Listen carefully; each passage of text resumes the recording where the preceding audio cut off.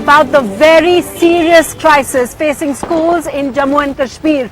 As we speak, many schools, 25 in fact in the last 2 months, have been burnt by arsonists. And the really strange thing is no one seems to know who is behind those attacks. Today, the High Court has taken up the issue because just in the last 24 hours, 3 other schools have been attacked as well. So imagine, since July, since the killing of Burhan Wani, children haven't been going to school, and now the schools, the place, their only refuge for education, they are being attacked as well. Today we're going to speak. We have a lot of students who are now in the university but who used to study, who are from Kashmir. I'm also going to be joined by my colleague Nazir Masoodi with a lot of students over there about what do students want, because the government wants to go ahead with the exams as scheduled next month, and that's creating a lot of angst amongst the student and the parents community who are saying, how can we give our exams when we are not even prepared for it? We also have the former director of NCERT, Professor Rajput, with us. We have an internal security expert from the government of India, Anil Chaudhary, with us. Of the BJP, we have Shazia Ilmi. We're also going to be joined in Srinagar by Junaid Mattu, the National Conference spokesperson, and Nazir has the government spokesperson with him. But before that, let's just look at how politicians have been quibbling about what's become a very, very human crisis. This is very unfortunate, and the responsibility that's on those people, those separatists, people who are giving this calendar, and they are encouraging such elements to burn the schools. And I would say that they are behind these people. They are behind that. Ultimately, the future of the children of Kashmir, it's in dark. Torching, burning of school. It is unfortunate, but who is responsible for it? From last 4 months, there is unrest, there is a curfew, people are getting killed. It's more of a frustration by some of the disgruntled elements who are not able to carry on with their political agenda. The youth, the parents, the children are fed up of it. We cannot afford to carry on like this before we have a children uprising against a separatist uprising. The High Court called those people behind this attacks on schools as enemies of education. Before I speak to all my guests over here, Nazir, what are the children there saying about the prospect, amidst seeing all these schools being attacked and burned, about the prospect of facing exams? While number one, burning of school has made everybody furious in Kashmir, cutting across party lines and ideological lines, every political group, civil society and students say this is an assault on our collective conscience, and everyone is condemning and everybody is asking the government to expose these thugs who are behind this burning campaign of schools in Kashmir. Now 25 of schools have been burned, and they want government to expose them and punish them. I'm joined by Mr. Sohail Bukhari of the PDP, who is actually the media consultant of the PDP. Sohail, one important thing is, government cannot say that its hands are clean, because there has been 4-month-long unrest. Then the government is saying conduct exams when government has not been able to open schools so far. Well, it's not about the government saying that our hands are clean. We've gone through a very tough time where we've lost precious lives, and unrest has been across the Kashmir Valley. While the government tried and continues to try its best to try and bring semblance of peace and normalcy to the life in Jammu and Kashmir, one important aspect of this whole crisis has been that the government has all through been requesting one and all that let us make education conflict neutral. That's the important point. But when there was a curfew in Kashmir on 21st of July, first time government says, let us open schools. When you have curfew across all 10 districts, then Home Ministry is saying, let's open school. And then the government is announcing exams when you have not been able to even open schools for last 4 months. And many are saying there's some correlation between the government's insistence and the decision to hold exams with the burning of the school. I would say that is ridiculous. Anyone who tries to say that it is because of the government pushing for the exams, students are burning the schools. Are you then trying to tell us that it's our students who essentially have been at the forefront of saving our schools, that they are indulging in arson? No. Let me tell you one thing, that while the government has all through been trying to ensure that education is conflict neutral and asking and requesting everybody to pitch in, because remember, even in places like Palestine and Aleppo, where hell has broken loose, even they are trying to ensure that education continues. And for us, it's not for us. The issue is not about enforcing examinations. It's about saving a calendar year for the students who have to go beyond this also. Important point. I'll take this, Sunitra, to this question to the student Kabir. Yeah. Yeah, I'll take it first to Kabir, a student of the Bisco school. Kabir, you have not been to school for last 4 months. Yes, tell me, are you ready? Are you ready for the exam? Because government is saying it's not our decision. It is the academic calendar. In November is scheduled exam. Why should not you? So I will tell you one thing. The situation was paralyzed from last 4 months. Okay. There was no movement on the streets. Okay. So government had imposed curfew on each and every streets. So we can see that there was no kind of a movement. So how can students go to school? Okay. Do you think it's possible to go to school? Do you think it was safe to go to school? Who was providing security? No one. Okay. We were not saved by the jail. What is your feeling when you see school burning? Sir, I can say that there's many I have seen from last 4 months. There have been about 30 schools burned in Kashmir. Okay. So it's not about that. We are just destroying our own infrastructure in Kashmir. So that's education. But the thing is that yet now we are not. We have not completed our syllabus. We are just complete only 40% of syllabus. How can we appear in exams? According to the board criteria, we should have complete 75% of our syllabus. Then we are only eligible for the exams. Okay, I'll take it to the Rabia. Rabia, tell me, why aren't you ready for the exams now? So there is a technical point. As per the board criteria, a student must have attended 180 working days. Only then he is eligible to sit in the examination. As of now, we have just attended 75 working days. So I would like to ask the government, when the students have completed just 40% of their syllabus, how come they expect us to sit in the examination? Plus, what about our safety?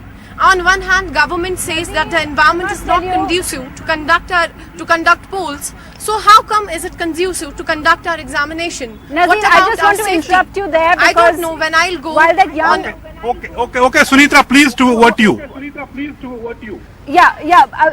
what she's saying, that young student is saying, first of all, everyone feels a pain, and Professor Rajput is with me, and you agree that she has a point that they're just not prepared. Actually, this is the point. You have not given them knowledge, you have not given them skills, and you are very keen to conduct examination. This is never done. I would dread a situation when I am asked to go to an examination without having attended a school for more than 110 days. You must try at first to create a condition that schools function. Yeah. Whatever you have to do, you must do that. And then let the children go, let them feel comfortable, let them feel normal. Then you can think of examination. And we can hear the anguish. I don't agree, but that is what is to be done. Otherwise, I have read in my history books about the destruction of libraries. Ancient Alexandria library, Takshila, Nalanda. And we all call them barbaric people, uncultured, barbaric, savages, those who kill knowledge. Now, this is really something comparable to unprecedented. Those situations. Unprecedented. Very interesting. And that must be taken. So Shazia, Professor Rajput is raising this. How is it the government is alienating? You heard the children. Yes, we heard the children, and our heart goes out to them. And indeed, it is a sad Diwali for most of us, because the children's future is being snatched away for no fault of theirs. And I think what the separatists are doing, and the people who are burning the schools, are really cutting their nose to spite their face for some strange reason. So this is really the self-destructive gene at its worst. But having said that, I'm not defending the government stand entirely. Mr. Rajput has a fair point. But these are extraordinary times, Mr. Rajput, you'd bear with me. And they do call for extraordinary measures.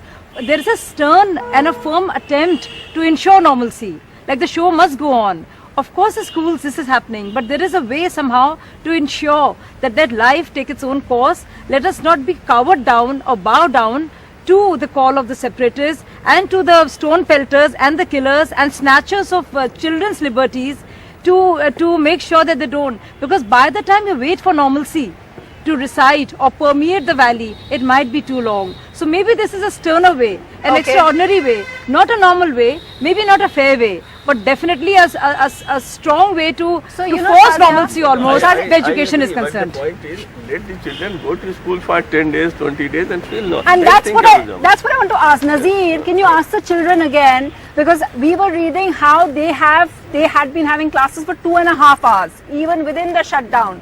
How are they preparing? Are they now resigned to the fact that the government will force these exams? How are they preparing? Do they have any kind of teaching by teachers, any special classes at all? Yeah, important question, Sunitra. I'll take this question to the student here.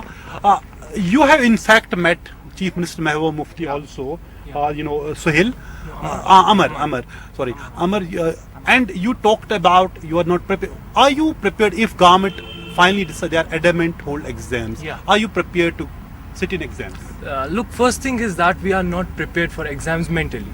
I, as a resident of downtown Srinagar, have spent the last 3 months hearing taranas in the mosques, stone pelting going on. So it has taken a toll on my mental health. So I'm not, you will put a bundle of books in front of me and say that you prepare for exams. And we have a situation that there are 13 days left and the government is not coming clear. What we have to read. There is no clarification from the government's point of view. And lately we met a student delegation, met Mehbooba Mufti, and what she told us was shocking. She told us that Yiman exam dunchu tim din. Yiman dunchu timne din kihin. Okay, but Chief Minister is telling about your exams. It is not her exam. Yeah. She is talking about your future, your education. Future. What is your problem? So if she says you sit in the exam. Yeah, if a student, according to the Chief Minister, we heard from her that she said parents are coming to me to take the exams on time. So why aren't they coming in front of the camera here as I am? Maybe because of fear. I'll take that question to another student. Suhail, tell me, if government says Nazir, you have to sit in exams, are you prepared? Actually the thing is not how much prepared you are. Okay. The thing is that the conditions in we are living is the thing that we are living today in a war-like situation. Before some days we were living in war-like situation. So can she just tell me about that?